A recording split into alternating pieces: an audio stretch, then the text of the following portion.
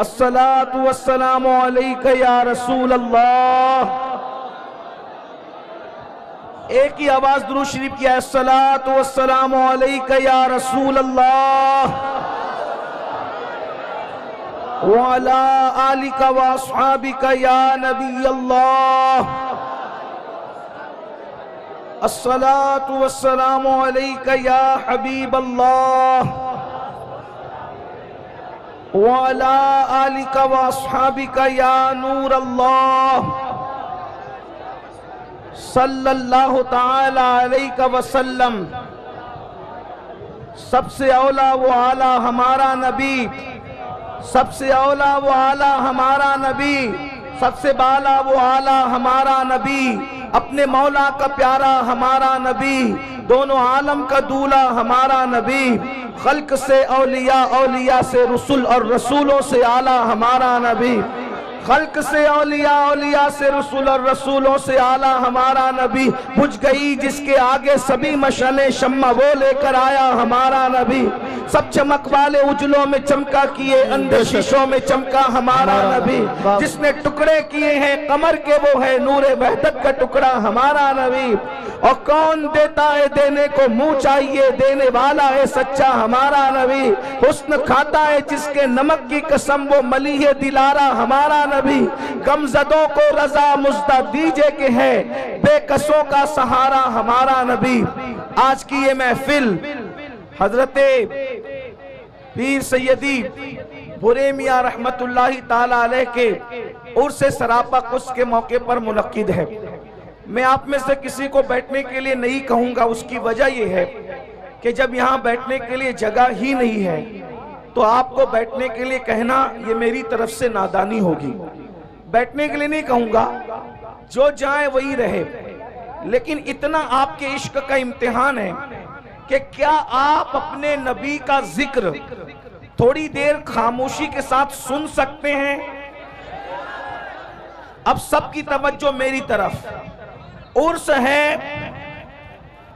है हजरत बुरे मियां रहमतुल्लाही ताला अलैह का। मैं साहिब सज्जादा हजरत सैयद आसिफ मियां साहब और उनके तमाम खानवादे को मुबारकबाद पेश करता हूं कि उन्होंने हुजूर अकरम सल्लल्लाहु अलैहि वसल्लम की ये महफिले मिलाद सजाई। अल्लाह तबारक व ताला इन सब को अपनी शान के मुताबिक बेहतर जज़ा अता फरमाए। देखिए, अब यहाँ पर मेरी बात नहीं है, अब कोई बोलेगा उसका अपना मामला है, क्योंकि अब हमारे दिल के तार मदीने की सरकार से जुड़ रहे हैं। अब इसमें जो भी डिस्टर्ब करेगा वो जाने और उसका काम जाने। एक बात याद रखना, इस तरह की महफिल में अदब से बैठोगे तो खोटी तकदीरें संवर जाएगी, बिगड़े हालात बन जाएंगे। और अगर कोई अपनी तरफ से बदनज़मी पैदा करे तो मैं नहीं देख रहा हूं, ये उलमा नहीं देख रहे हैं, मगर अल्लाह भी देख रहे हैं और अल्लाह की अता से हुजूर भी देख रहे हैं। अगर आपने हुजूर के जिक्र की महफिल को डिस्टर्ब किया तो आपकी पूरी जिंदगी डिस्टर्ब हो सकती है, आपके कब्र के हालात डिस्टर्ब हो सकते हैं, आपका मैदान महशर का मामला बिगड़ सकता है। इसलिए गर्मी भी खूब है माशाअल्लाह, आप भी खूब हैं और मजमा भी बिल्कुल ठसा हुआ है, इसलिए बहुत देर तक के मैं आपके सामने नहीं रहूंगा। थोड़ी देर सिर्फ मुझे आपसे कुछ बातें करनी है। याद रखिए, इस वक्त हम पूरी दुनिया के अंदर जिन हालात से गुजर रहे हैं, देखिए उर्स की तकरीब का मकसद होता है सोए हुए लोगों को बेदार करना, औलिया अल्लाह ने किस तरीके से कुर्बानियां दी वो बताना, औलिया अल्लाह की जिंदगी का मकासिद, उनके मकासिद क्या थे वो बताना।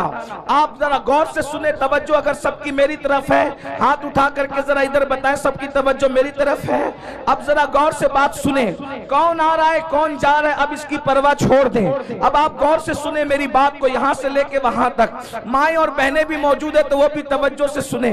पूरे दुनिया के अंदर हम जिन हालात से इस वक्त तो दो चार है, दुश्मनान इस्लाम का सबसे बड़ा मंसूबा ये है कि हमारे नाम अब्दुल्ला रहे चलेगा, अब्दुल रहमान रहे चलेगा, अब्दुल मुस्तफा रहे चलेगा, गुलाम मुस्तफा रहे चलेगा, हबीबुर रहमान रहे चलेगा, अब्दुल रहमान रहे चलेगा।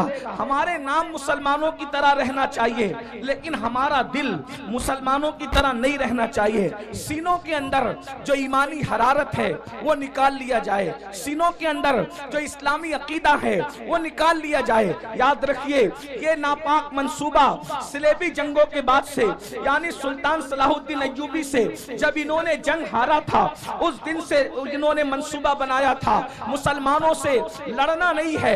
अच्छी तरह याद रखना, इस्लाम दुश्मन ताकतों का प्लान है, मुसलमानों से लड़ना नहीं है। जमीन के ऊपर लड़ो तो इनसे कोई जीत नहीं सकता। उसकी वजह यह है कि इनके पास हथियार हो ना हो, इनके पास कुव्वत हो ना हो, इनके पास फौज हो या ना हो, मगर इनके सीनों के अंदर एक ऐसी कुव्वत है, इनके सीनों के अंदर एक ऐसी ताकत है जो भूखे पेट भी इनको जितवा देती है, बगैर हथियार के भी इनको जितवा देती है। और वो सबसे बड़ी ताकत कौन सी है? तो इकबाल ने कहा था, ये फाककश के मौत से डरता नहीं जरा, ये फाककश के मौत से डरता नहीं जरा, रूहे मोहम्मद इसके बदन से निकाल। फिक्रे अरब को देके फिरंगी तखज्जुलात, फिक्रे अरब को देके फिरंगी तखज्जुलात, इस्लाम को हिजाज और यमन से निकाल दो। अगर इस्लाम को हिजाज और यमन से निकालना है तो इनके सीने से वो दर्द निकालो जो दर्द उवैस है, वो दर्द निकालो जो दर्द उवैस है, जो सोज़े बिलाल है, जो सोज़े सिद्दीक है, वो निकाल दो ताकि कौमे मुस्लिम मुसलमान न रह जाए। याद रखना, मुसलमान कब तक मुसलमान रहता है, मोमिन कब तक मोमिन रहता है, ईमान वाला कब तक ईमान वाला रहता है, जब तक उसके सीने में इश्क रसूल हो, उसके सीने में मोहब्बत रसूल हो। सलीम मियां साहब को आने के लिए रास्ता दे दे। आप लोग रास्ता दे दीजिए, आप लोग सुकून से आप लोग बैठे रहें, बस थोड़ा सा रास्ता दे दीजिए आप लोग। हाँ, आप लोग माशाल्लाह बहुत अच्छे हैं आप लोग। जब से यहाँ ऐलान हुआ बहुत आप संजीदा है माशाल्लाह। सिर्फ हजरत के लिए रास्ता दे भाई, हजरत को जल्दी से लेकर के आ जाओ। दुरूद शरीफ पढ़ लें सब लोग। अल्लाह रब्बु मुहम्मदिन सल्लल्लाहु अलैहि वसल्लम नहनु इबादु मुहम्मदिन सल्लल्लाहु अलैहि वसल्लम सलातु व सलामन अलैका या रसूल अल्लाह सल्लल्लाहु तआला अलैहि वसल्लम। तो बस बात में इतनी अर्ज कर रहा था। अब आप अगर नहीं सुनना चाहते तो मैं दो बात करके अपनी बात पूरी कर देता हूँ। एक बार दुरूद शरीफ पढ़ने में अपनी बात मुकम्मल करूँ।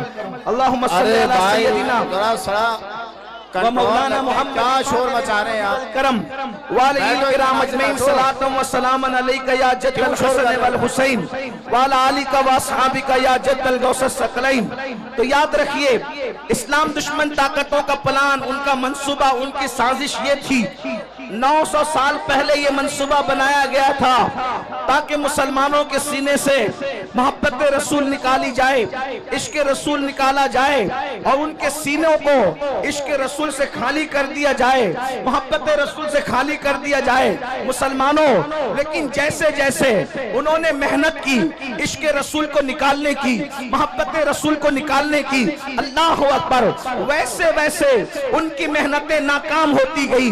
वो रसूलुल्लाह से दूर करने के लिए तरह तरह के मंसूबे बनाते रहे, तरह तरह की साजिशें करते रहे, लेकिन उनकी हर साजिश नाकाम होती रही।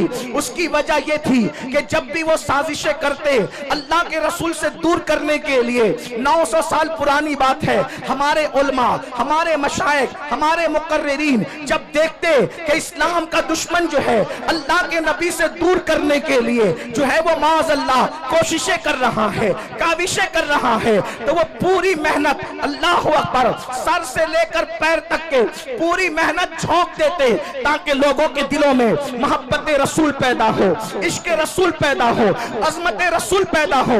उसके लिए वो तकरीरें करते हैं, उसके लिए वो किताबें लिखते हैं, उसके लिए वो हुजूर की अजमतों की महफिलें मुनक्किद करते हैं। लेकिन चलते चलते जब ये सिलसिला 15वीं सदी में दाखिल हुआ तो अब इस्लाम का दुश्मन जो है अपने मंसूबे में कामयाब होता नजर आ रहा है। किस तरह कामयाब होता नजर आ रहा है? पहले उसने ये किया कि रसूलुल्लाह से रोकने के लिए स्पीकर तैयार किए ताकि वो अलग अलग अंदाज से नबी की शान में तौहीन करे, नबी की शान में गुस्ताखी करे, हुजूर पर एतराज करे। लेकिन अल्लाह अकबर, जब वो कामयाब न हो सके तो उन्होंने क्या किया, फिल्में बनाई। और फिल्में इसलिए बनाई ताकि मुसलमान जितनी देर तक फिल्म देखेगा उतनी देर तक अपने नबी के जिक्र से दूर रहेगा। उन्होंने केबल इजाद किया, मुसलमान जितनी देर तक के केबलों में मसरूफ रहेगा उतना अपने नबी से दूर रहेगा। उन लोगों ने गाने, एक से खूबसूरत गाने इजाद किए कि जितनी देर तक मुसलमान गाने सुनता रहेगा, गाने गाता रहेगा, अपने आका के जुल्फ और रुखसार के तस्करे से दूर रहेगा। अल्लाह अकबर। उन्होंने हमारे दरमियान, अल्लाह अकबर, 15वीं सदी आते आते गंदी फिल्में इजाद कर दी। और ये तो इतनी खतरनाक है, इंटरनेट का ये जंगल इतना भयानक और खतरनाक है, इससे शायद ही कोई बच सकता है, बल्कि वही बच सकता है जिसको अल्लाह बचा ले। मेरे प्यारे आका रिसलात व तस्लीम के प्यारे दीवानों, यहाँ हजारों आशिकाने रसूल कहलाने वालों का मजमा है। मैं आपसे पूछना चाहता हूँ, थोड़ा अपने आप में डूब करके सोचो।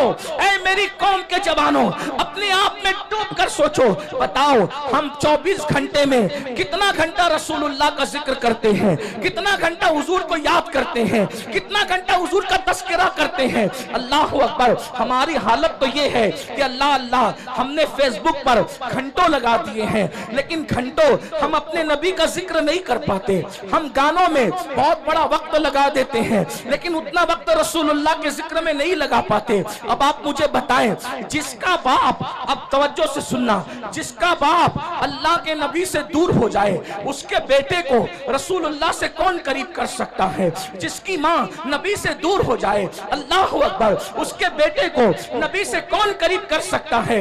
बड़ी माजरत के साथ ये हजारों का मजमा देख करके हम आपको दुआ तो दे जा रहे हैं, लेकिन हमारे सीने ठंडे नहीं होते, हमारे कलेजे ठंडे नहीं होते। उसकी वजह यह है कि आजकल बड़ी माजरत के साथ हमारे मुकर्रिर लोग, नातखा लोग, नासिम लोग, पीर साहब लोग, महफिल सजाने वाले लोग खुश हो रहे। क्यों खुश हो रहे?